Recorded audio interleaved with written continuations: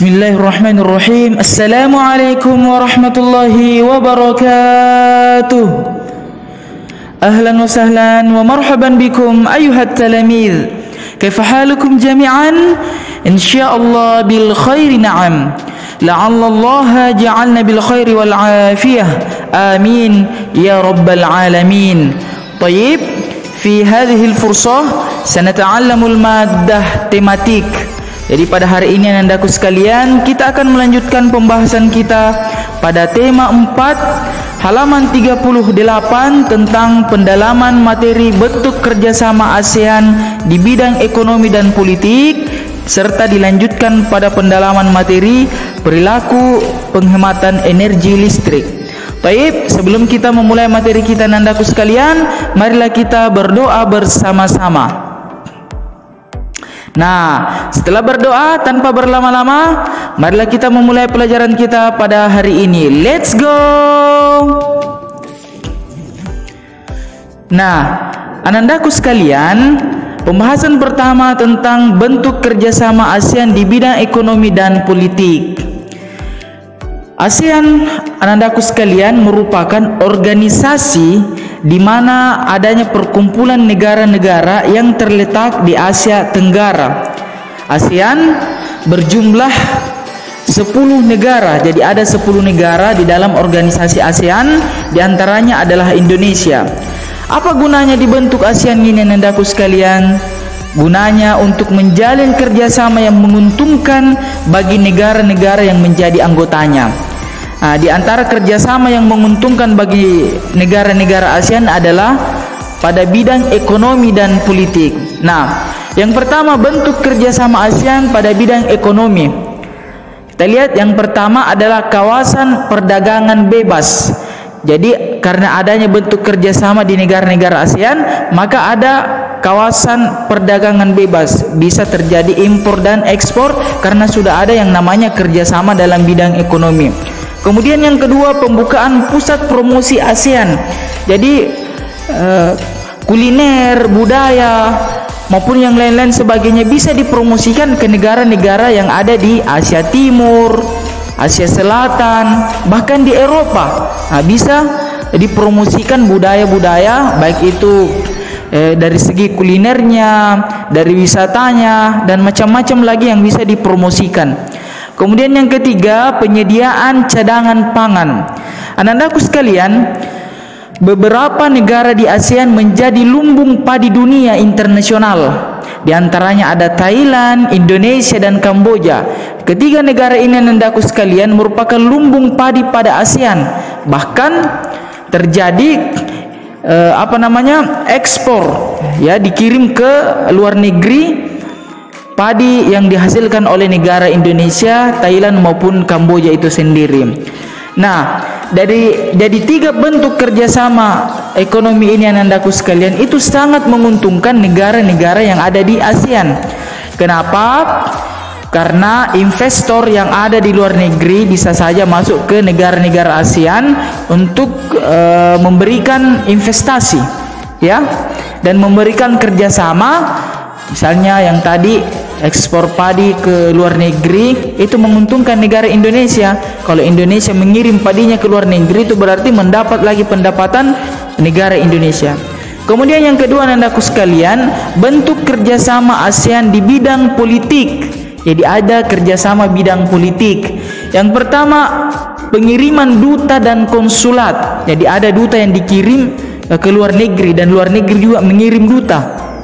Yang kedua, perjanjian kawasan damai, bebas, dan netral. Jadi ada kawasan yang tidak boleh diganggu-gugat, tidak boleh diperangi, karena itu merupakan kawasan yang aman, damai, serta tentram. Jadi sudah ada perjanjian antara negara Indonesia dengan negara yang ada di ASEAN.